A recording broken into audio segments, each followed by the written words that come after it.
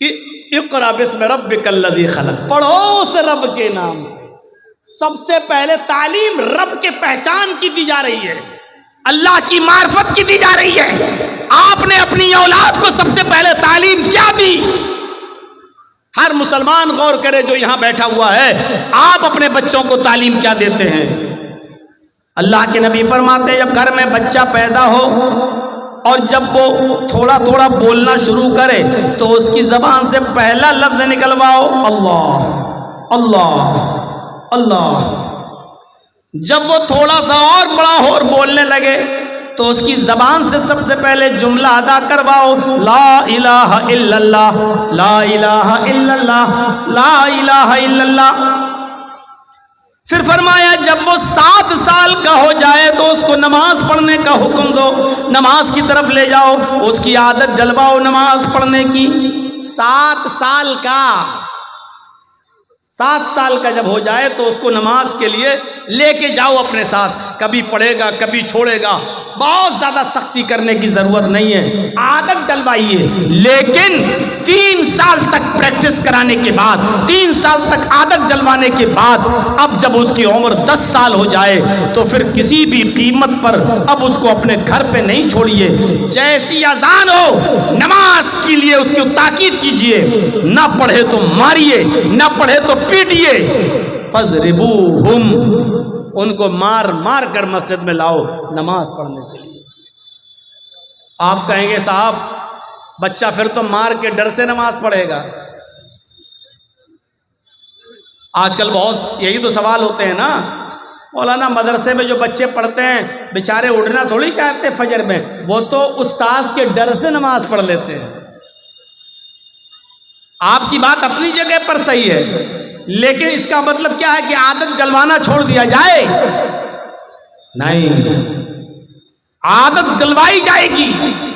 7 سال سے لے کر 10 سال تک پریکٹس کراؤ، اور 10 سال کے بعد بھی نماز نہ پڑھے تو مارو، اور مار مار کے اس کو مسجد کی طرف لاؤ۔ ہم نے اور آپ نے اپنی اولاد کو تعلیم دی تو کہ میں یہ نہیں کہہ رہا ہوں کہ انگریزی تعلیم مت دیجیے، آج ضرورت ہے انگریزی تعلیم کی بھی، آج ضرورت ہے آپ کے بچوں کو فزکس کی بھی، آج ضرورت ہے کیمسٹری کی بھی، آج ضرورت ہے بایو کی بھی، آج ضرورت ہے ان تمام چیزوں کی۔ اور قرآن و حدیث میں کہیں منع نہیں ہے، اللہ کے رسول نے کہیں نہیں کہا کہ اپنی اولاد کو قرآن نہ پڑھاؤ، کہیں نہیں کہا کہ اپنی اولاد کو قرآن، یہ نہیں کہا کہ دنیا کی تعلیم نہ دو۔ بہت سے مولوی اسٹیج پہ آئیں گے اور کہیں گے دنیا چھوڑو دنیا چھوڑو دنیا چھوڑو، دنیا سے دور ہو جاؤ، دنیا سے بے رغبتی اختیار کرو، دنیا کے خلاف تقریر کریں گے۔ لیکن قرآن کہتا ہے کہ بغیر دنیا کے تم رہ نہیں سکتے ہو، بلکہ دنیا میں رہو تو دنیا بھی مانگو اور آخرت بھی مانگو۔ اور دعا سکھلائی اللہ تعالیٰ نے کہ تم یہ دعا مانگو ربنا آتنا فی الدنیا حسنۃ وفی الآخرۃ حسنۃ وقنا عذاب النار۔ دنیا بھی مانگو اور آخرت بھی مانگو۔ اس سے صاف پتہ چلتا ہے کہ آپ کو اپنی اولاد کو مدرسے میں بھی پڑھانا ہے اور دنیاوی تعلیم بھی دینا ہے، صرف اس کو مسجد کا امام بنا کر مت چھوڑو۔ مدرسے سے نکلا، پڑھ کے نکلا، بیچارہ اسٹیشن پر گیا، اس کو اپنے گاؤں کا ٹکٹ نکالنا ہے، دوسرے سے کہہ رہا ہے میرا فارم بھر دیجئے، اس بیچارہ دوسرا آدمی اس کا فارم بھر کے سمجھ رہا ہے لڑکا جاہل ہے، فارم نہیں بھر پاتا ہے، جاہل ہے۔ 8 سال مدرسے میں 10 سال مدرسے میں پڑھنے کے بعد بھی ہمارے مدرسے کے بچوں کو ریزرویشن فارم بھرنا نہ آئے اور دنیا والوں کی نظروں میں وہ جاہل کہلائیں، تو یہ بھی ایسا بھی نہیں ہونا چاہیے۔ آج مدرسوں کو اتنا اسٹرانگ کریے میرے بھائیوں کہ وہاں کمپیوٹر کی بھی تعلیم ہے۔ جرجیت صاحب کا ایک دور تھا جب آپ کے علاقے میں اور یہاں جب آتے تھے تو اٹیچی بھر کے کتابیں لایا کرتے تھے، اٹھتی نہیں تھی اٹیچی، 5 6 10 کتابیں بھر کے چلتے تھے، مطالعہ کرتے تھے، کبھی اس کتاب کو دیکھ کے تیاری کرنا ہے کبھی اس کتاب کو۔ اور آج یہ زمانہ آ چکا ہے کہ کتابیں جرجیت صاحب کی الماری میں رکھی ہوئی ہیں اور موبائل میں وہ ساری کتابیں ڈاؤن لوڈ ہیں، ڈاؤن لوڈ۔ صرف ہمارے اس موبائل میں 20,000 کتابیں موجود ہیں۔ पूरी एक लाइब्रेरी है। अब इतनी भारी अटैची लेके चलने की जरूरत नहीं, खोला अपना सॉफ्टवेयर और जो किताब पढ़ना है, जो पेज देखना है, सिर्फ एक लफ्ज लिखना है। जैसे देखना है अल्हम्दुलिल्लाह रब्बिल आलमीन, ये आयत कुरान में कहाँ है, बस अलहम्द टाइप करके क्लिक कीजिए, पूरी आयत आ गई अल्हम्दुलिल्लाह रब्बिल आलमीन। और अलहम्द का लफ्ज पूरे कुरान में कितनी जगहों पर आया, पूरी की पूरी एक लिस्ट आ गई। आज जमाना ये है और आज मौजूदा दौर में आपको अपने मदरसों को इस तरह स्ट्रांग बनाना है और मजबूत बनाना है कि आपके बच्चे दीन की तालीम भी हासिल करें और किसी यूनिवर्सिटी में जाएं तो उनको चैलेंज दे सकें और उनके चैलेंजों को सुनकर उनको जवाब भी दे सकें। मेरे भाइयों, मुझे वो दौर याद है और आज भी वो दौर को मैं सोचता हूं तो फख्र करता हूं, जब एक बार दिल्ली के जामिया मिल्लिया में हमारा फंक्शन था और मुझे मेहमान खुसूसी के तौर पर बुलाया गया था दिल्ली की जामिया मिल्लिया में, और वहां के स्टूडेंट से जब मेरा खिताब था तो जानते हो लास्ट में उधर टाइम दिया गया था मुझे, तो एक लड़की आई थी जामिया मिल्लिया की, कम्युनिस्ट ख्याल की थी, शायद वो किसी मजहब को नहीं मानती थी। वो आकर स्पीच में कहती है कि इस्लाम 1400 साल का पुराना हो चुका है, इस्लाम को भी मौजूदा हालात के तहत बदलना चाहिए, कुछ चेंजिंग आनी चाहिए। हर चीज जब पुरानी हो जाती है तो उसको रिजेक्ट कर दिया जाता है और उसकी जगह पर नई चीज लाई जाती है। उसने मिसाल दी कि जब मकान पुराना हो जाता है तो उसको गिराकर नया मकान बनाया जाता है, जब टेबल पुरानी हो जाती है तो उसकी जगह पर नई टेबल आती है, किताबें फट जाती हैं तो नई किताबें ली जाती हैं, माइक पुराना हो जाता है तो नया माइक लाया जाता है। हर पुरानी चीज को हटा दिया जाता है और नई चीज को लाया जाता है। लिहाजा इस्लाम भी 1400 साल का पुराना हो चुका है। इस्लाम के यह हकाम कि चोर के हाथ काटो, जानी को पत्थरों से मार मार के संसार कर दो बलात्कारी को, ये 1400 साल पुरानी बातें हैं जो पुरानी हो चुकी हैं। अब इस्लाम को भी चेंज होना चाहिए, इस्लाम को भी बदलना चाहिए। और उसने दौरान तकरीर ये भी कह दिया था कि जर्जी साहब चीफ गेस्ट की हैसियत से आए हैं, मैं इनसे गुजारिश करूंगी कि ये लोगों को बताएं और मॉडर्न माहौल के हिसाब से इस्लाम को पेश करने की कोशिश करें। या तो उसके बाप ने उसको सही तरबियत नहीं दी थी या फिर उसका जहन कहीं खराब था। बहरहाल उस लड़की की तकरीर खत्म हुई, फिर 2-4 लोग और बोले और लास्ट में जब मेरा नंबर आया तो मैंने आधे घंटे का टाइम था, मैंने 15 मिनट 20 मिनट और स्कूल और कॉलेज के बारे में बोला। उस जमाने में ये मोबाइल का जमाना नहीं था और ये जमाना नहीं था वीडियो नहीं बनती थी, आइडियो में कोई तकरीर होगी हमारे पास। मेरे प्यारे साथियों, उस जमाने में फिर लास्ट के 10 मिनट को मैंने लिया और लेने के बाद मैंने कहा कि हमारी एक बहन आई थी, वो कह रही थी कि इस्लाम को भी बदलना चाहिए, 1400 साल पुराना हो चुका है। हमारी सिस्टर को पता नहीं इस्लाम कुदरती मजहब है, इस्लाम नेचुरल है और कुदरती और नेचुरल चीजें नहीं बदलती हैं। मसनूई चीजें, आर्टिफिशियल चीजें बदली जाती हैं, कुदरती चीजों में तब्दीली नहीं होती है। हमारी सिस्टर ये भूल गई, सड़क आर्टिफिशियल होती है, पुरानी हो गई नई बनेगी। आपकी टेबल आर्टिफिशियल है, पुरानी हो जाएगी नई आएगी। लेकिन मुझे एक भी कोई कुदरती चीज ऐसी बताइए मेरी बहन, मुझे एक भी नेचुरल चीज ऐसी बताइए जो पुरानी और बदल गई हो।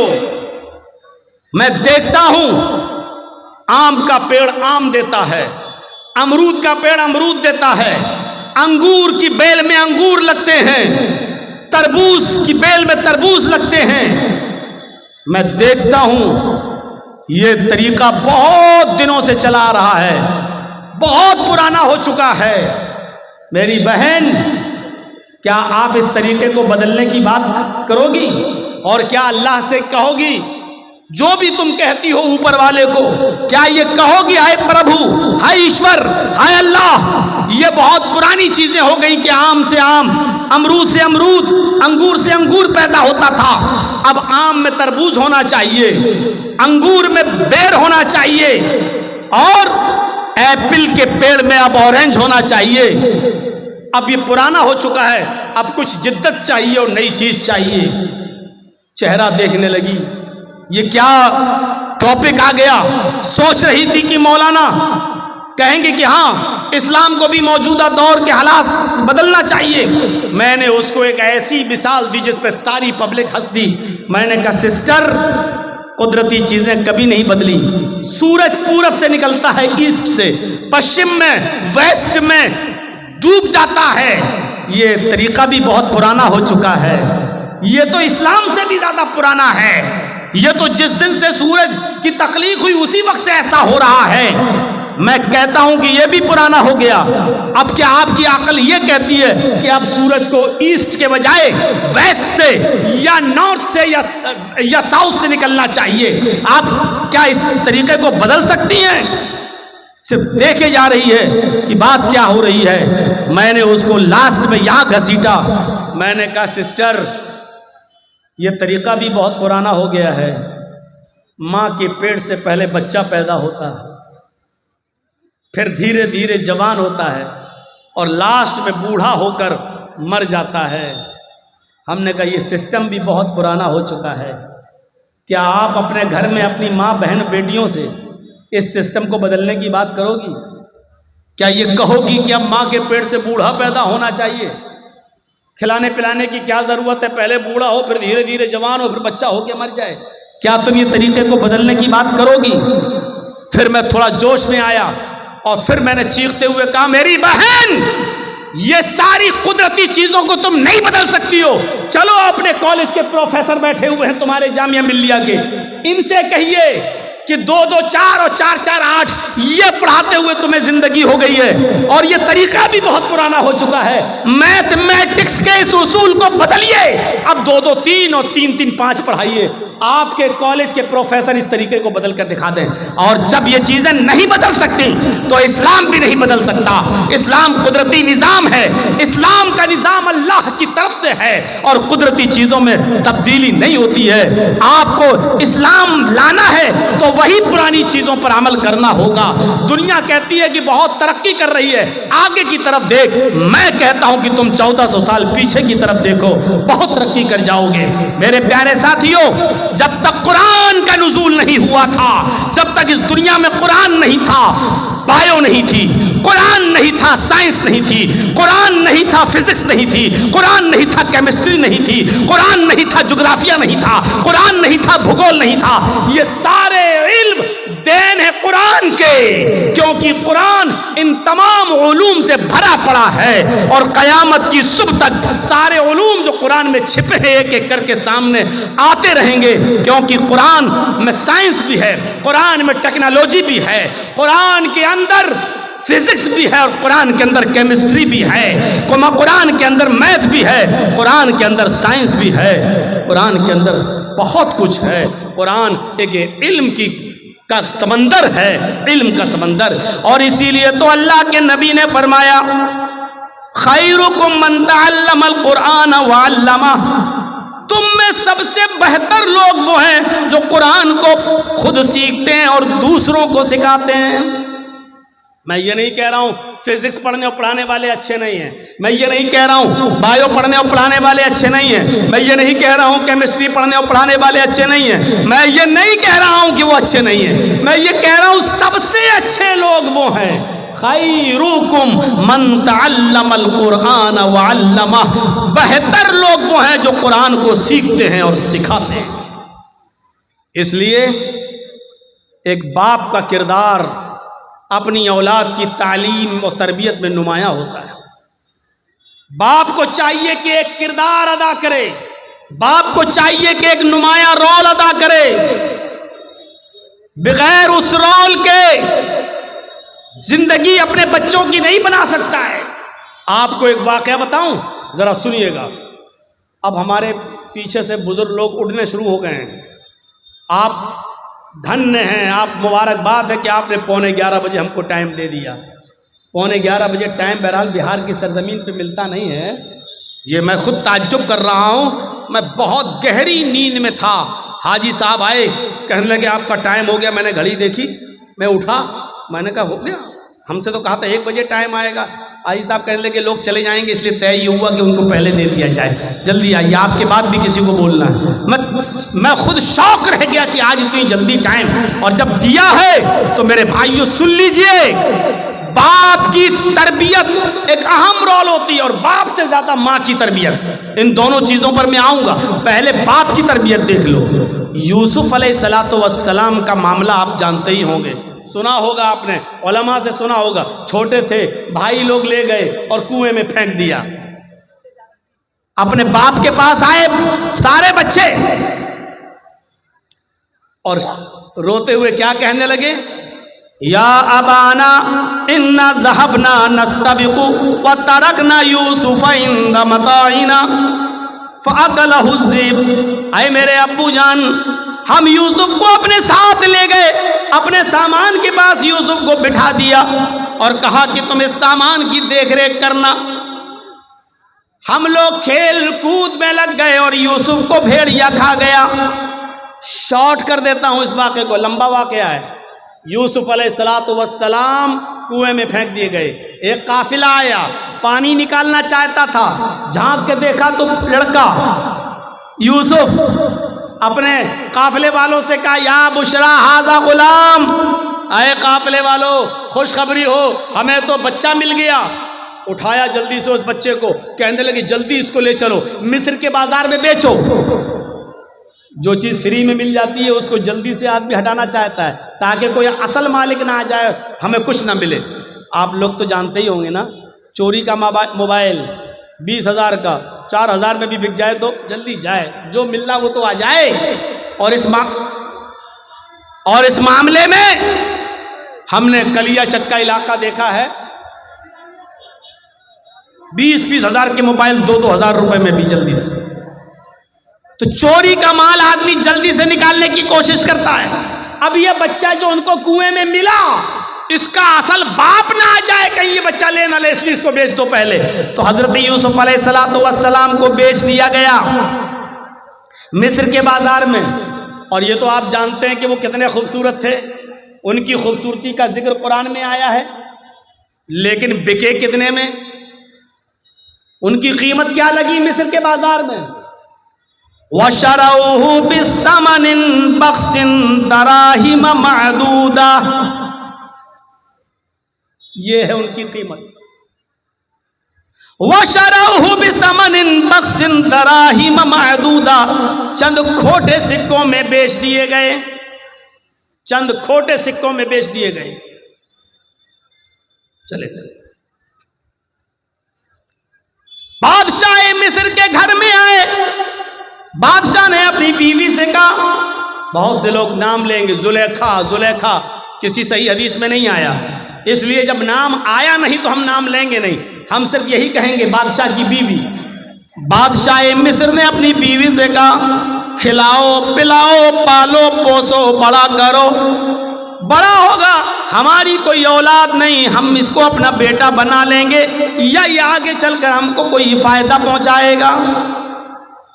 دیکھ ریکھ ہوتی رہی, کھلاتی رہی, پالتی رہی, پوستی رہی. بڑا یوسف بڑے ہو گئے, جوان ہو گئے, بالغ ہو گئے. اب ایک اور امتحان, ادھر بالغ ہوئے, ادھر بادشاہ کی بیوی کا ہی دل آ گیا یوسف کا.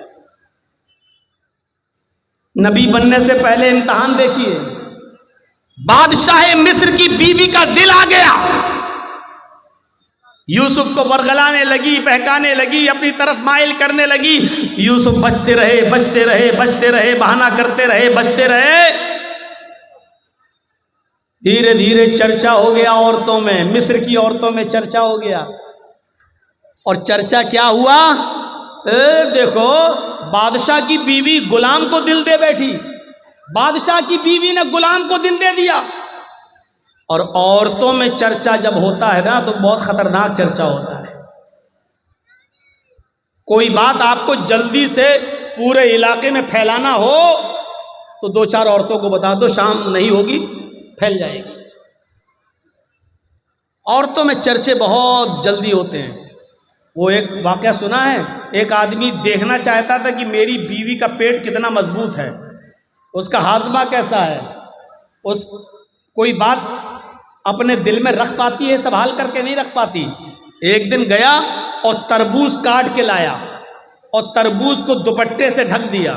تربوز لال رنگ کا تھا, اس نے دوپٹے سے تربوز کو ڈھک دیا اور لال رنگ نے اس دوپٹے کو لال کر دیا, اور ایسے لے کر وہ اپنے گھر میں گھسا. اس کی بیوی نے کہا یہ کیا ہے؟ اس نے کہا چپ چپ چپ چل چل رک. وہ گیا اور الماری میں اس نے تربوز رکھ دیا, کٹا ہوا تربوز. بیوی نے کہا دے کیا ہے اس میں, دکھاؤ مجھے کیا ہے, کیا لے کے آئے ہو؟ اس نے کہا دیکھو تم میری بیوی ہو, تمہیں ہم صحیح بتا دیتے, بیوی سے کوئی بات چھپانی نہیں چاہیے. ایک آدمی سے لڑائی ہو گئی تھی میری, میں نے اس کی گردن کاٹ دی, میں نے اس کا سر قلم کر دیا, اور دن میں ہم اس کے گردن کو پھینک نہیں سکتے, کہیں پولیس پکڑ لے گی, اس لیے رات جب ہو جائے گی تب ہم ندی میں پھینکنے جائیں گے اس کا سر. تم چپ رہو, کسی کو بتانا نہیں. نہیں نہیں نہیں, میرا آدمی پھنس جائے گا, میں کیوں بتاؤں گی کسی کو. نہیں نہیں نہیں, ٹھیک ٹھیک ٹھیک, چلیے. 4 بجے کے آس پاس, 3 بجے کے آس پاس دن میں اس نے تربوز رکھا تھا الماری میں, اور مغرب کی اذان ہونے تک پولیس آ گئی اس کے گھر میں. پولیس چھاپا مارا. اس نے کہا اے کہاں جا رہے ہو؟ کہا مجھے پتا چلا ہے کہ تم کسی آدمی کی گردن کاٹ کر لائے ہو. گھر کھولو. لیڈیز پولیس بھی تھی ساتھ میں. پورا گھر چھان مارا, الماری کھولنے کی نوبت آئی. کہا صاحب میں آپ کو خود ہی بتا دیتا ہوں, میں نے کسی کا سر نہیں کاٹا واٹا ہے, آپ نے میرا پورا گھر چیک کر لیا ہے, اس الماری کو بھی چیک کر لیجئے, میں خود کھول دیتا ہوں. الماری کھولی اس آدمی نے. کہا صاحب سر نہیں کاٹا ہے, یہ تربوز کے میں نے 2 ٹکڑے کر دیے تھے, تربوز کو میں نے دوپٹے میں لپیٹ لیا تھا, اور اس تربوز کو میں نے لا کر یہاں رکھ دیا. تربوز لال تھا اس لیے دوپٹہ لال ہو گیا.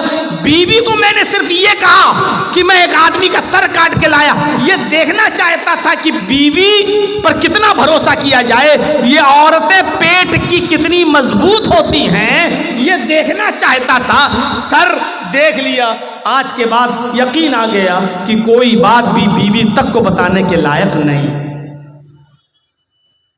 پولیس والے بھی تربوز دیکھ کے ہنسنے لگے اور کہنے لگے کہ تمہیں آج تجربہ ہوا ہے,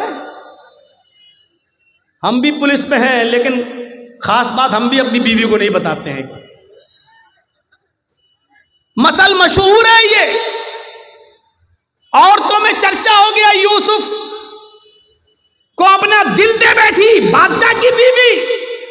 اب اس کی جب بدنامی ہونے لگی چاروں طرف, تو اس نے کہا اچھا عورتوں کی چالیں بڑی خطرناک ہوتی ہیں, جانتے ہو نا؟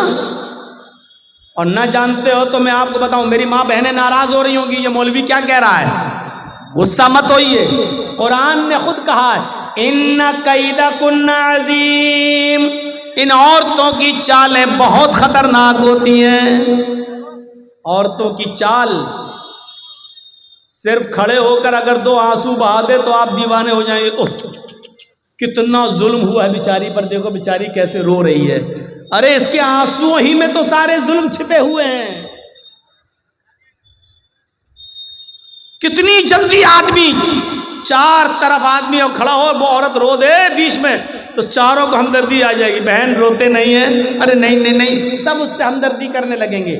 قرآن کی آیت پر اعتبار کریے, ان کیدکن عظیم, ان عورتوں کی چالیں بڑی خطرناک ہوتی ہیں.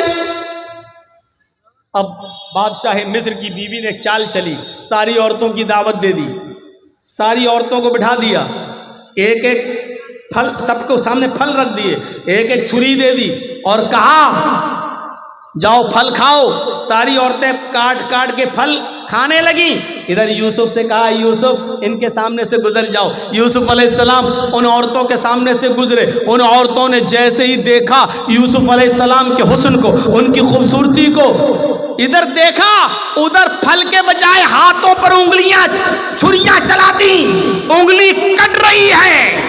اور وہ دیکھتی چلی آ رہی ہیں، انگلی کٹ رہی ہے لیکن دیکھ رہی ہیں، تکلیف نہیں ہو رہی ہے۔ کبھی کبھی آپ بہت تیز ایکسیڈنٹ کر جائیں اور آپ کا سر کسی دیوار سے بہت تیز ٹکرا جائے تو اس وقت آپ کو تکلیف نہیں ہوگی، 15 منٹ کے بعد، 20 منٹ کے بعد، آدھے گھنٹے کے بعد آپ کو درد کی تکلیف ہوگی۔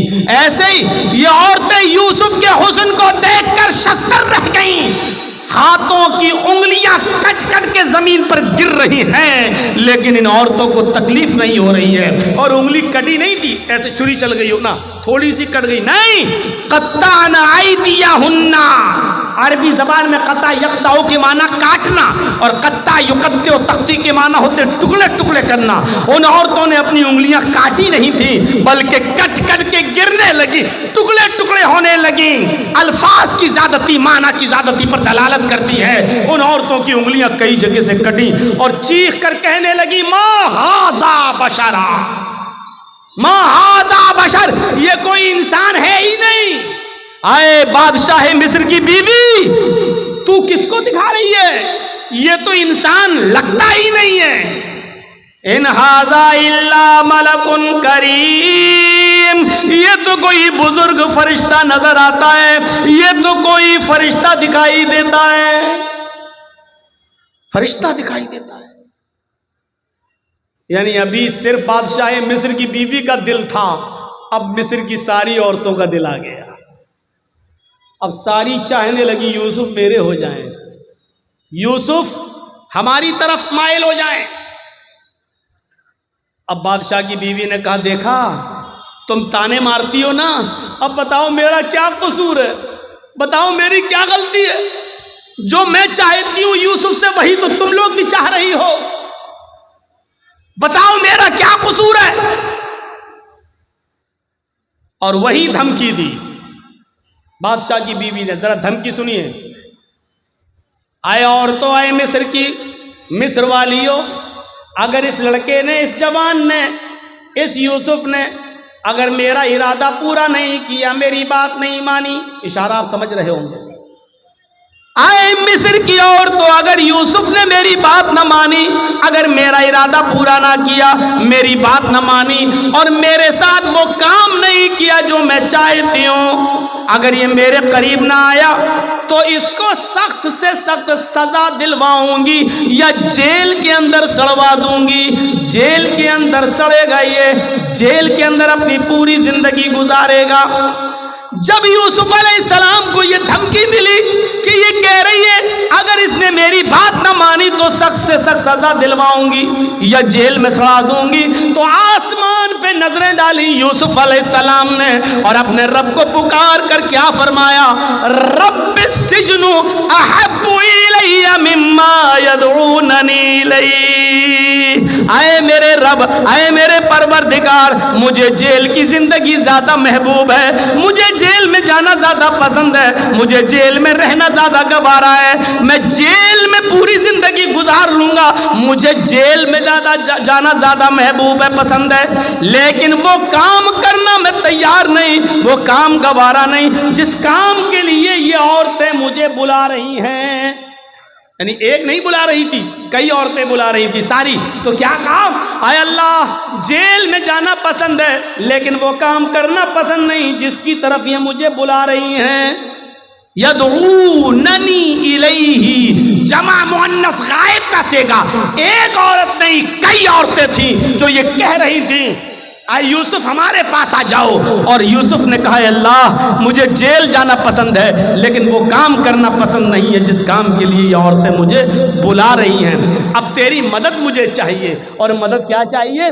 وَإِن لَا تَصْرِفْ عَنِّي كَيْدَهُنَّ، ان کی چالوں سے مجھے بچا لے، اگر تو نے مجھے ان کی چالوں سے نہ بچایا، اگر تو نے مجھے ان کی چالوں سے محفوظ نہ رکھا، اَسْبُ إِلَيْهِنَّ، تو میں بھی ان کی طرف مائل ہو جاؤں گا، میں ان کی چالوں میں پھنس جاؤں گا، میں ان کی چالوں میں گرفتار ہو جاؤں گا، وَأَكُن مِّنَ الْجَاهِلِينَ، اور جاہلوں نادانوں میں میرا شمار ہو جائے گا۔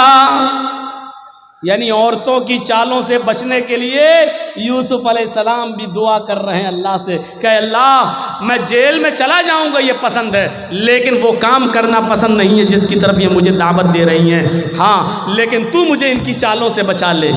پتہ نہیں کون سی چالیں ہیں، پتہ نہیں کیسی کیسی چال یہ استعمال کر کے مجھے اپنی طرف مائل کر لیں، اس لیے میرے پروردگار تو مجھے بچا۔ اور پھر بھی یوسف علیہ السلام چال سے بچ نہیں سکے۔ آؤ یوسف ایک کام ہے، کہ اچھا چلو کام ہے، میں تو خریدا ہوا غلام ہوں ان کا، بات ماننا پڑے گی، آؤ ادھر آؤ۔ وہ یوسف کو لے گئی، دروازہ بند کر دیا، دوسرے کمرے میں لے گئی، اس کا دروازہ بند کر دیا، ایک اور کمرے میں لے گئی، اس کا دروازہ بند کر دیا، وغلقت الابواب، ایک نہیں کئی دروازے تھے بند کر دیے، اور آخری والے روم میں لے جا کر کہا یوسف آؤ آج تنہائی ہے، موقع ہے، کوئی نہیں ہے، آؤ میں کب سے تمہارے بڑے ہونے کا اور بالغ ہونے کا انتظار کر رہی تھی، آؤ تمہاری خوبصورتی اور حسن نے مجھے تمہارا دیوانہ کر دیا ہے، آؤ میری طرف آؤ۔ یوسف علیہ السلام نے کہا معاذ اللہ، اللہ کی پناہ، کیا اسی لیے تم مجھے یہاں لے کر آئی ہو؟ وہاں سے بھاگتے ہیں، عورت بھی پیچھے پیچھے بھاگتی ہے، پہلے دروازے سے بھاگنے میں کامیاب ہو گئے، دوسرے دروازے پہ پہنچے، عورت بھی پیچھے پیچھے بھاگ رہی ہے، دوسرے دروازے سے نکلنے میں کامیاب، تیسرے دروازے پر پہنچتے ہیں، دروازہ پکڑ کے کھول ہی رہے ہیں کہ پیچھے سے عورت آتی ہے اور ان کی قمیض پکڑ کے کھینچتی ہے، پیچھے سے قمیض پھٹ جاتی ہے، پیچھے سے کرتا پھٹ جاتا ہے، یوسف علیہ السلام کا پیچھے سے کرتا پھٹتا ہے، سامنے کا دروازہ کھلتا ہے، دروازہ کھلتا ہے تو کیا دیکھتے ہیں اس عورت کا شوہر کھڑا ہے، بادشاہ سامنے کھڑا ہے۔ اس عورت نے فوراً الزام لگاتے ہوئے فرمایا اے میرے سرتاج، اے میرے شوہر، جو تمہاری بیوی پر غلط نظر ڈال کر اس کے ساتھ برے کام کے ارادے سے اندر داخل ہو جائے، بتاؤ اس کی سزا کیا ہونی چاہیے سوائے جیل کے؟ مکر و فریب کر کے یوسف علیہ السلام کو جیل پہنچا دیا۔ مفسرین کا اختلاف ہے، کسی نے لکھا 7 سال جیل میں رہے، کسی نے لکھا 10 سال جیل میں رہے، بہرحال ایک لمبی مدت جیل میں کاٹی، خواب کی تعبیر کا علم دیا گیا، ادھر مصر میں قحط پڑ گیا، بادشاہ بڑا پریشان، بتایا گیا خواب کی تعبیر کے بارے میں، یہ جیل میں ایک نوجوان ہے جو بتاتا ہے، بہرحال بادشاہ نے کہا اس کو وہاں سے آزاد کرو، جو خواب کی تعبیر بتاتا ہے وہی اس کا انتظام بھی کرے گا، اور ان کو جیل سے نکالا گیا اور ملک مصر کا بادشاہ بنا دیا گیا۔ جب ملک مصر کا بادشاہ بنائے گئے، یوسف علیہ السلام مصر کے بادشاہ بن گئے، تو یوسف علیہ السلام کے پاس ایک قمیص تھی، اب آپ غور کرو، چھوٹے سے تھے کنویں میں ڈالے گئے، پھر بیچے گئے، پھر بڑے ہوئے، مختلف مراحل سے گزرے، 10 سال 7 سال یا 10 سال جیل میں رہے، کتنے سال وہ اپنے ماں باپ سے دور رہے۔ اب جب مصر کے بادشاہ بنے تو اپنے باپ کے پاس ایک آدمی کو بھیجا، کرتا تھا اپنا قمیص، یہ اتاری اور دیا کہ لو اس کرتے کو فلاں فلاں بستی میں لے جاؤ، اور یعقوب نام کا ایک بوڑھا آدمی تمہیں ملے گا، یہ قمیص اس بوڑھے آدمی کو دے دینا، وہ پہچان لے گا یہ قمیص کس کی ہے۔ یوسف علیہ السلام جو چیز بتانا چاہتا ہوں میرے ساتھیوں وہ سنو، جو چیز میں بتانا چاہتا ہوں اب سنو، وہ قاصد، وہ دودھ، وہ ایلچی جب یوسف علیہ السلام کی قمیص لے کر ان کے باپ کے پاس پہنچا، کہنے لگا مصر کے بادشاہ نے یہ قمیص آپ کو دی ہے اور کہا ہے کہ یہ قمیص دیتے ہی وہ مجھے پہچان لیں گے یہ قمیص کس کی ہے۔ بادشاہ نے، وہ یعقوب علیہ السلام نے ایسے قمیص لی، دیکھا، آنکھیں کمزور تھیں، نگاہیں کام نہیں کر رہی تھیں، اس قمیص کو ایسے ناک پہ رکھ کے سونگا، کہنے لگے یہ تو یوسف کی قمیص ہے، آئے قاصد یہ تو یوسف کی قمیص ہے، میں جانتا ہوں، ابھی یہ نہیں بتایا کہ وہ میرا بیٹا ہے، اور ادھر یوسف نے نہیں بتایا کہ یعقوب میرے باپ ہے، یہ قمیص تو یوسف کی ہے۔ کہا جی انہوں نے ہی لے کے بھیجا ہے مجھے۔ تو یعقوب علیہ السلام نے جو پہلا سوال کیا اس سوال پر غور کرو، اپنے بچوں کو پڑھاتے ہو نا، سنو، یوسف علیہ السلام نے جو پہلا سوال کیا وہ سوال کیا تھا؟ کیف ترکتہ، تم نے یوسف کو کس حال میں چھوڑا؟ تم نے یوسف کو کس حال میں چھوڑا؟ قاصد نے جواب دیا ترکتہ ملک مصر، میں نے تو ان کو ملک مصر کا بادشاہ دیکھا ہے، یعنی وہ تو اس وقت بادشاہ ہیں ملک مصر کے۔ کس حال میں چھوڑا؟ کیا وہ تو بادشاہ ہیں مصر کے؟ یہ قمیض بادشاہ نے دی، مصر کے بادشاہ نے۔ یعقوب علیہ السلام کی آنکھوں میں آنسو، پڑھیے تفسیر ابن کثیر و معالم التنزیل۔ یعقوب علیہ السلام نے روتے ہوئے کہا لا اسألکم عن ھذا، نہیں تم سمجھے نہیں، میں یہ نہیں جاننا چاہتا کہ وہ ایم ایل اے ہے، ایم پی ہے، راج سبھا کا سانسد ہے، چیف منسٹر ہے، پرائم منسٹر ہے، بادشاہ ہے، چیئرمین ہے، کیا میں یہ نہیں جاننا چاہتا؟ اگر آپ کو پتا چل جائے کہ آپ کا بیٹا چیف منسٹر ہو گیا کتنے خوش ہوں گے؟ آپ کو پتا چل جائے کہ آپ کا بیٹا M L A M P ہو گیا تو آپ کتنے خوش ہوں گے؟ یوسف علیہ السلام کے بارے میں جب ان کے باپ یعقوب کو پتا چلا کہ میرا بیٹا ملک مصر کا بادشاہ بن گیا تو خوش نہیں ہوئے؟ کیا کہتے ہیں؟ لا اسألکم عن ھذا، میرا بیٹا کیا بن گیا میں یہ نہیں جاننا چاہتا۔ ارے وہ کیا بن گیا مجھے یہ نہیں معلوم، میں یہ جاننا چاہتا ہوں۔ اسألکم عن ای دین ترکتہ، میں یہ جاننا چاہتا ہوں کہ تم نے اس آدمی کو کس دین پر دیکھا ہے، کس دین پر چھوڑا ہے، یعنی اس کا دین کیا ہے، اس کا مذہب کیا ہے۔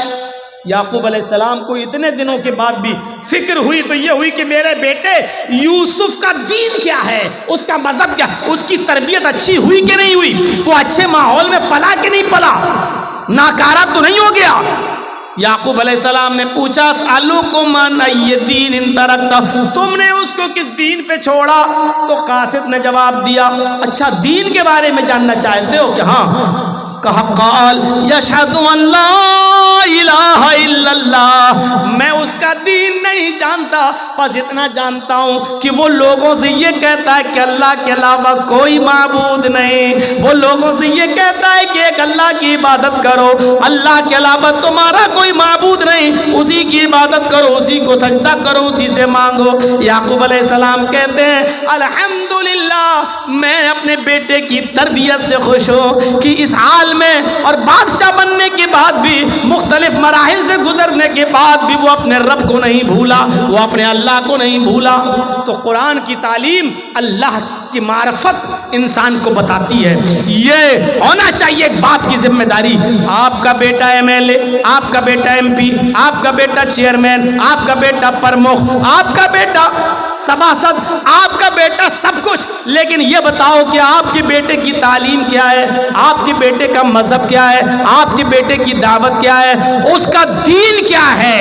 کیا وہ یشہد ان لا الہ الا اللہ پڑھتا یا نہیں پڑھتا، ایک اللہ کی عبادت کرتا یا نہیں کرتا؟ یہ چیز ضروری ہے۔ اور جب آدمی یہ جان لے کہ ایک اللہ ہے، اسی کی عبادت کی جائے گی، تو پھر وہ اللہ کے علاوہ کسی کو رازق نہیں سمجھتا، اللہ کے علاوہ کسی کو سجدہ نہیں کرتا، پھر اللہ کے علاوہ وہ کسی سے ڈرتا نہیں، کیونکہ اس نے اللہ کو اپنا معبود مان لیا ہے۔ آج کے اس دور میں جگہ جگہ پر برائیوں کا جال بچھا ہوا ہو، جگہ جگہ پر برائیوں نے اپنے پیر پھیلا لیے ہوں، ذرا بتائیے، آپ نکل کے دیکھ لیجئے ابھی اسی جلسے میں، اور تھوڑا سا باہر نکل کر جا کے نمائش دیکھ لیجئے، میلہ دیکھ لیجئے، جھولے دیکھ لیجئے، اسی میں ایک طرف دین کے نام پر جلسہ اور دوسری طرف میلہ اور ٹھیلا، اور دیکھیے کہ اس بازار میں آپ کو مردوں سے زیادہ عورتیں سامان خریدتے ہوئے نظر آ جائیں گی، اپنے بچوں کو جھولا جھلاتے ہوئے نظر آ جائیں گی، اور مردوں کا عورتوں کا اختلاط ایسی جگہ پر ہوتا ہے۔ جو اسلام ہمیں یہ کہتا ہے کہ عورت جس کی آواز بھی اتنے پردے میں ہونا چاہیے کہ اگر امام مسجد میں رکوع کرنا یا سجدہ کرنا بھول جائے، یا ایک رکوع کے بجائے 2 رکوع کر لے، اور کسی مرد کو پتہ نہ ہو، پیچھے کوئی ٹوکنے والا نہ ہو، سبحان اللہ اور الحمدللہ کہنے والا نہ ہو، اور عورت کو معلوم ہو، عورتوں کی صفیں لگی ہوں پیچھے پردے کے پیچھے، ان کو معلوم ہو کہ امام بھول گیا تو ان کو اتنی دور سے سبحان اللہ اور الحمدللہ کہنے کی ضرورت نہیں، اللہ اکبر کہنے کی ضرورت نہیں ہے، کیونکہ اگر وہ بولیں گی تو ان کی آواز مرد سنیں گے، ان کی آواز بھی کہیں فتنہ نہ بن جائے اور نماز پڑھنے والے مردوں کے ذہن میں گھس نہ جائے کہ بڑی سریلی باریک آواز، بڑی جادو والی آواز ہے، اور کہیں پھر ایسی سریلی آواز والی کا پیچھا نہ کرنے لگے، اس لیے عورتوں کو حکم دیا کہ وہ تصفیق کریں گی، یعنی سبحان اللہ اللہ اکبر نہیں کہیں گی بلکہ وہ تالی بجائیں گی، ایسے ہیں یا ایسے، اور اس آواز کو جب امام سنے گا تو سمجھ جائے گا کہ میں بھول گیا۔ غور کر رہے ہیں؟ سبحان اللہ کتنا اچھا جملہ ہے، اللہ اکبر کتنا پیارا جملہ ہے، زمین و آسمان نیکیوں سے بھر جاتے ہیں، لیکن عورتوں کو یہ جملہ بھی زور سے بولنے کی اجازت نہیں ہے۔ مسجد کے اندر بھی، جب مسجد کے اندر بھی بولنے کی اجازت نہیں ہے تو باہر جلیبی والوں سے جلیبی خریدنے کے لیے 1 کلو دے دو، آدھا کلو دے دو، یہ تمہیں پرمیشن کہاں سے مل گئی؟ دکاندار پہ جاؤ، دکان پہ شاپنگ خریدنے کے لیے بحث کرو، صاحب تم تو اتنے کا دے رہے ہو، بغل والا تو اتنے کا دے رہا ہے، بحث کرو یہ کہاں سے تمہیں پرمیشن مل گئی؟ آج کے سریانیت کے دور میں قدم قدم پر میرے بھائیوں وہ دور یاد کرو کہ ابو بکر صدیق نے صرف 1 کھجور کھا لیا تھا بس، اور جب اس کے غلام نے کہا کہ یہ کھجور تو میں کہانت گڑھ کے لایا ہوں، کسی کو میں نے کہہ دیا تھا کہ تمہاری بیوی کو بیٹا ہوگا، آج اس کو بیٹا ہوا ہے تو وہ خوشی میں ہم کو دے گیا۔ کہا اچھا یہ تو اللہ کو معلوم ہے بیٹا ہے کہ بیٹی ہے، تم نے کیسے بتا دیا؟ کہا وہ تو میں نے دھول میں لاٹھی ماری اور اس کے گھر میں بچہ پیدا ہو گیا۔ ابو بکر صدیق پانی پیتے گئے اور حلق میں انگلی ڈالتے گئے اور قے کرتے گئے، پھر انگلی ڈالی، پھر قے کیا، اور جب تک پورا کھجور جو کھا لیا تھا نکال نہیں دیا تب تک سکون نہیں ملا، اور بعد میں کہا حرام کا 1 لقمہ اگر کوئی کھاتا ہے، 1 لقمہ، تو اللہ تعالیٰ اس کے دل کو سیاہ کر دیتا ہے، سیاہ کالا کر دیتا ہے، اور جب تک وہ توبہ نہ کر لے اللہ اس نقطے کو مٹاتا نہیں ہے، توبہ کر لیتا ہے تو نقطہ مٹا دیتا ہے، اور توبہ نہیں کرتا تو وہ نقطہ بڑھتے بڑھتے پورے دل کو کالا کر دیتا ہے۔ آج قدم قدم پر آپ دیکھ لیجئے، ہم کو ایک واشنگ مشین خریدنا ہے، واشنگ مشین والا کہہ رہا ہے صاحب واشنگ مشین 15,000 کی ہے، آپ ایسا کرتے ہو کہ نہیں کرتے ہو؟ صاحب 15,000 روپے تو نہیں ہیں، 5,000 روپے لے لو اور بقیہ قسطیں باندھ لو، اور قسطیں باندھ دی گئی، قسطیں باندھ دی گئی۔ اب وہ بھلے ہی 15,000 کی جگہ اب 16,000 دے رہے ہیں، کیونکہ وہ آپ نے ایک لون لے لیا ہے، اب آپ کو ہر مہینے 500 روپیہ 1,000 روپیہ آپ کو دینا پڑ رہا ہے۔ میرے پیارے ساتھیوں یہ چیز شریعت کے اندر جائز نہیں ہے، کیونکہ ایک چیز یہ ہوتی ہے کہ یہ 4 ویلر ہے، گاڑی ہے 4 ویلر، یہاں گورنمنٹ نے وہ لگا دیا ہے، انکم ٹیکس سے جڑا ہوا ہے معاملہ، یہ گاڑی 15 لاکھ روپے کی ہے، جرجی صاحب اگر ڈائریکٹ 15 لاکھ کیش دے رہے ہیں تو انکم ٹیکس کو جواب دینا پڑے گا، یہاں لون لینا جائز ہے، انکم ٹیکس سے بچنے کے لیے یہاں لون لینا جائز ہے، 5 لاکھ روپے دے کر بقیہ 10 لاکھ روپے کا لون کر دینا تاکہ انکم ٹیکس سے ہم بچ سکیں، یہاں لون لینا جائز ہے، کیونکہ گورنمنٹ کی نظر میں آپ آ جا رہے ہیں تو یہ مجبوری ہے یہاں، لیکن ہمارے پاس یہ موبائل خریدنے کا پیسہ ہے، یہ موبائل 15,000 کا ہے، میرے پاس 15,000 روپے ہیں بھی، لیکن اس کے باوجود بھی ہم 5,000 دے کر 1,000 روپے مہینہ ہم بعد میں آپ کو دیں گے، تو یہ چیز جائز نہیں ہے۔ آج قدم قدم پر ایسی برائیاں ہمیں دیکھنے کو ملتی ہیں، آج ہم حرام کے کس لقمے تک پہنچ چکے ہیں ہمیں پتہ نہیں ہے، ہم نماز بھی پڑھ رہے ہیں اور حرام لقمے بھی کھا رہے ہیں۔ حضرت عائشہ فرماتی ہیں تمہاری کمر کمان کی طرح جھکی کیوں نہ جائے، دعائیں کرتے کرتے یعنی تم بوڑھے کیوں نہ ہو جاؤ، جب تک تم حلال لقمہ نہیں کھاؤ گے اور حرام لقمہ نہیں چھوڑو گے، اللہ تمہاری دعا کو تمہارے سر سے اوپر نہیں لے جائے گا۔ کریڈٹ کارڈ ابھی پوچھو نا تو بڑے بڑے لوگوں کے پاس کریڈٹ کارڈ ملے گا۔ کریڈٹ کارڈ کی حیثیت کیا آپ کو معلوم ہے؟ کریڈٹ کارڈ، بینک آپ کے بیلنس کو دیکھتے ہوئے کریڈٹ دیتی ہے آپ کو۔ کریڈٹ کارڈ 1,00,000 روپے آپ کو ادھار دے دیا گیا، آپ نے لے لیا، ایک لمٹ ہوتی ہے، اس لمٹ میں آپ کو وہ بینک میں اتنا پیسہ دینا ہے تب تو ٹھیک، اور جیسی وہ لمٹ نکلی آپ کے اوپر پرسنٹیج لگنا شروع ہو گیا، آپ کو اب مزید دینا پڑے گا۔ اب 1,05,000 دینا ہے، 1,10,000، کیونکہ آپ نے لمٹ کے اندر آپ نے پیسہ جمع نہیں کیا۔ کوئی بینک آپ کو 1,00,000 روپیہ ادھار کیوں دے گی؟ آپ کو کیوں دے گی 2,00,000؟ آپ کو کیوں دے گی 1,00,000؟ وہ جانتی ہے کبھی نہ کبھی تو آپ ایسا کریں گے کہ وقت پر نہیں دے پائیں گے، کبھی مجبوری ہوگی آپ کے ساتھ، اور جہاں مجبوری میں آپ نے ایک قسط بھی جمع نہیں کی وہیں سے آپ کے اوپر بیاج لگنا شروع ہوگا۔ اسی لیے علماء نے بالاتفاق فتویٰ دیا ہے کہ کریڈٹ کارڈ بنوانا جائز نہیں ہے، اور کریڈٹ کارڈ ناجائز ہے۔ اب آپ اندازہ لگائیے، تو ہمیں یہ علمی یہ مدرسوں سے یہ چیزیں ملیں گی آپ کو، یا گہرا مطالعہ کیجئے۔ آج ہر زبان میں کتابیں چھپ چکی ہیں، ہر زبان میں کتابیں آ چکی ہیں، آپ اسلام کا مطالعہ کیجئے، حلال اور حرام کو دیکھیے۔ میرے بھائیوں، قدم قدم پر آپ کو حرام اور حلال کی تمیز آج اٹھ چکی ہے، قدم قدم پر دیکھنے کو ملے گا۔ تو باپ اپنی اولاد کی اچھی تربیت کرتا ہے، ماں بھی اپنی اولاد کی اچھی تربیت کرتی ہے۔ تذکرۃ الحفاظ میں علامہ شمس الدین ذہبی نے نقل کیا ہے کہ ایک عورت تھی جس کے گھر جب بچہ پیدا ہوا، ایک عورت تھی جس کے گھر میں ایک بچہ پیدا ہوا، جب وہ بچہ پیشاب کرتا تھا تو اس کی ماں اس کی شرمگاہ پر پانی ڈال دیا کرتی تھی۔ بچے نے پیشاب کیا، ماں نے پانی ڈال دیا، بچے نے پیشاب کیا، پھر ماں نے پانی ڈال دیا، ماں پانی ضرور ڈال دیا کرتی تھی۔ آج کل ہماری مائیں کیا کرتی ہیں؟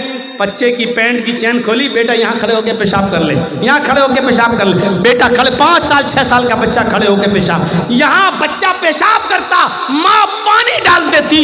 پہلا دن تھا اس بچے کے چلنے کا، پہلا دن تھا بچے کے چلنے کا۔ بچہ جیسے ہی پہلا دن کھڑا ہوا اور اس کو چلنے لگا، اس کو پیشاب لگا، بچے نے ایسی پانی کا برتن اٹھایا اپنے کمزور ہاتھوں سے اور ایسے لنگڑاتے ہوئے دھیرے دھیرے چال سے گیا اور دروازے کے پاس جا کر بیٹھ گیا۔ ماں دور سے دیکھ رہی کہ دیکھیں میرا بیٹا کیا کرتا ہے، وہ بیٹھ گیا، اس نے اپنا کپڑا خود اتار لیا، بیٹھ کے پیشاب کرنے لگا۔ اس کو معلوم نہیں کہ پیشاب کیسے ہوتا ہے، اس کو پتہ نہیں استنجا کیسے ہوتا ہے، اس کو پتہ نہیں پانی کس ہاتھ میں پکڑنا چاہیے اور شرمگاہ کس ہاتھ میں پکڑنا چاہیے، اس کو نہیں معلوم۔ اس کو صرف اتنا معلوم ہے کہ میری ماں میری شرمگاہ پہ پانی ڈال دیتی تھی، بس۔ اس نے پیشاب کیا اور پانی اپنی شرمگاہ پہ ایسے لیا اور ایسے ڈال دیا، اپنی شرمگاہ پر پانی ڈال لیا، ایسے لیا اور ایسے پانی انڈیل لیا۔ اس نے دھویا نہیں، وہ جانتا ہی نہیں، بچہ ہے چھوٹا، پہلا دن تھا چلنے کا۔ اس نے پانی اپنی شرمگاہ پہ ڈالا، ماں دور سے دیکھ رہی ہے، وہی اس کی آنکھوں میں آنسو آ جاتے ہیں اور روتے ہوئے کہتی ہے فزت برب الکعبہ، کعبے کے رب کی قسم میں کامیاب ہو گئی، اللہ کی قسم میں کامیاب ہو گئی۔ میں جو سکھانا چاہتی تھی اپنے بچے کو میں نے وہ سکھا دیا، میں جو سکھانا چاہتی تھی اپنے بچے کو میں نے سکھا دیا۔ میں یہی سکھانا چاہتی تھی کہ میرا بیٹا پینٹ کی چین کھول کے کھڑے ہو کر گدھے اور کتوں کی طرح پیشاب نہ کرے۔ میں نے بہت کچھ کہہ دیا ہے، گدھے اور کتوں کی طرح پیشاب نہ کرے۔ عقل مند ہوگے تو سمجھ گئے ہوگے کہ میں نے کیا کہا ہے، اور نہیں ہوگے تو ایک کان سے سن کے دوسرے کان سے اڑا دو گے۔ یہ تعلیم آپ کو ماں کی گود سے ملے گی۔ مدرس لیپ از فرسٹ کالج فار چلڈرین، ماں کی گود بچے کا پہلا مدرسہ ہے، یا ان دینی مدرسوں سے ملے گی۔ آپ بڑے بڑی یونیورسٹی دیکھ لو، پورنیہ میڈیکل کالج دیکھ لو، کشن گنج میڈیکل کالج دیکھ لو، جامعہ ملیہ JNU، بڑے بڑے کالجز اور یونیورسٹیز دیکھ لو، جہاں سے پڑھ کے نکلنے والے بڑے بڑے ڈاکٹروں کو، انجینئروں کو دیکھ لو۔ ان کو ڈگریاں تو مل گئی ڈاکٹری کی، PhD کی، انجینئر کی، لیکن تربیت نہیں ملی. آج ان کو سڑک کے کنارے پینٹ کی چین کھول کر گدھوں کی اور کتوں کی طرح پیشاب کرتے ہوئے آپ دیکھ سکتے ہو. تربیت ماں کی گود سے یا مدرسوں سے ملتی ہے. اس لیے بچے کو پڑھانے اور لکھانے کے ساتھ ساتھ اچھی تربیت بھی ضروری ہے. اچھی تربیت دو گے تو بچہ نیک بنے گا اور آپ کی خدمت کرے گا. ارے کم سے کم بچوں کو اتنا تو پڑھا دو کہ آپ کی قبر پر جا کر وہ یہ کہہ سکے اللہم اغفر لابی وارحمہ وعافہ واعف عنہ. اللہ یہ میرے باپ کی قبر ہے, اے اللہ ان کی مغفرت فرما دے, اللہ ان پر رحم فرما, اے اللہ ان کی بہترین مہمان نوازی کر. ارے اتنا تو سکھا دو کہ آپ کا بیٹا آپ کی قبر پر جا کر یہ دعا کر سکے اللہم آنسہ فی وحدتہ, اللہم آنسہ فی وحشتی, اللہم آنسہ فی غربتی. اے اللہ اس قبر میں میرا باپ ہے, اے اللہ اس تنہائی میں, اس تاریک میں, اس اندھیرے میں میرے باپ کے لیے میری باپ کو مانوس کر دے یہاں کے تنہائی سے. اے اللہ میرے باپ کو مانوس کر دے یہاں کی وحشت سے, خطرناک کیڑے اور مکوڑوں سے. اور اللہ میرے باپ کی باڈی کو محفوظ فرما دے اور مانوس کر دے یہاں کی اجنبیت سے. کم سے کم اتنا تو سکھا دو کہ مرنے کے بعد آپ تو خوش ہیں کہ آپ نے اپنے بچے کو ڈاکٹر بنا دیا, لیکن اتنا جانتے ہو کہ آپ کے مرنے کے بعد کہ آپ کا بیٹا آپ کی قبر پہ آپ کے لیے دعا بھی کر سکتا ہے. آج بھی وہ جاتا ہے تو کہتا ہے اللہ میرے باپ کو بخش دے, اللہ میرے باپ کی قبر کو, اللہ میرے باپ کے گناہ کو معاف کر دے. ارے یہ کوئی دعا ہوئی؟ تم اپنی زبان میں دعا کر رہے ہو. ارے دعا بھی کرو تو وہ دعا کرو جو اللہ کے نبی نے بتائی ہے, جو اللہ کے نبی نے فرمایا ہے. اللہم انا بی فی ذمتک وحبل جوارک فقہی من فتنة القبر وعذاب النار وانت اہل الوفاء والحق فاغفر له وارحمه انک انت الغفور الرحیم. کیا کوئی بیٹا ہے جو اپنے باپ کی قبر پہ جا کے یہ دعا پڑھتا ہے؟ باپ تو تمہیں ڈاکٹر بنا کے چلا گیا, لیکن تم اپنے باپ کی قبر پہ جا کے یہ بھی نہیں پڑھ سکتے ہو کیونکہ باپ نے تمہیں یہ نہیں سکھایا تھا. کتنا بد نصیب ہے باپ جو اپنے بیٹے کو ڈاکٹر اور انجینئر تو بنا دیا, لیکن تو اپنے مرنے کے بعد ایسا نہیں بنا سکا کہ تیرا بیٹا تیری قبر پہ آ کے تیرے لیے دعائیں مغفرت بھی کر سکے. 1:30 بج گیا ہے, 11:15 سے 1:30 تک بولنا. میرے بھائیوں پھر بھی میں نے اور جگہوں کی بنسبت 20 منٹ زیادہ آپ کا لے لیا. اب ہمارے بعد جو مقرر ہیں وہ آپ سے خطاب کریں گے. اللہ سے دعا کرتا ہوں کہ بار الہ ہمارے بچوں کو دین کا عالم بنا اور ساتھ میں ہمیں دنیاوی تعلیم بھی حاصل کرنے کی توفیق عطا فرما. ہمارے بچوں کو دین کی تعلیم کے ساتھ ساتھ ڈاکٹر بھی بنا, انجینئر بھی بنا. اے اللہ ہمارے بچوں کو IPS آفیسر اور ایڈوکیٹ بھی بنا. اے اللہ دین اور دنیا دونوں ہمارے بچوں کو عطا فرما اور والدین کے لیے ذخیرہ آخرت بنا. اے اللہ جب تک تو ہمیں زندہ رکھ, اسلام پہ زندہ رکھنا, اور جب ہمارا خاتمہ ہو تو ایمان پر ہمارا خاتمہ فرمانا. وما علینا الا البلاغ المبین وآخر دعوانا ان الحمد للہ رب العالمین. السلام علیکم ورحمۃ اللہ وبرکاتہ. یہ سب اڑ گئے ہیں اور بتایا کہ ایک اور ہیں میرے بعد بولنے والے. ایسا ہے کہ میں جب تک وہ مولانا آ رہے ہیں 5-10 منٹ میں, آپ سے میری گزارش ہے کہ ادارہ چلتا ہے جہاں سے بچے حفظ کر کے نکلتے ہیں, اور آپ کے یہاں بڑی دنوں کے بعد میں آیا ہوں تو ایک محبت کا تقاضا یہ ہے کہ آپ میرے ہاتھ میں بھی اس مدرسے کا تعاون کر دیں. جو لوگ کہنا چاہیں وہ آ جائیں. میں بیٹھا ہوں 5 منٹ 10 منٹ جب تک وہ مولانا نہیں آ جاتے ہیں. آپ سے گزارش ہے کہ آپ زیادہ سے زیادہ تعاون میرے ہاتھ میں لائیں.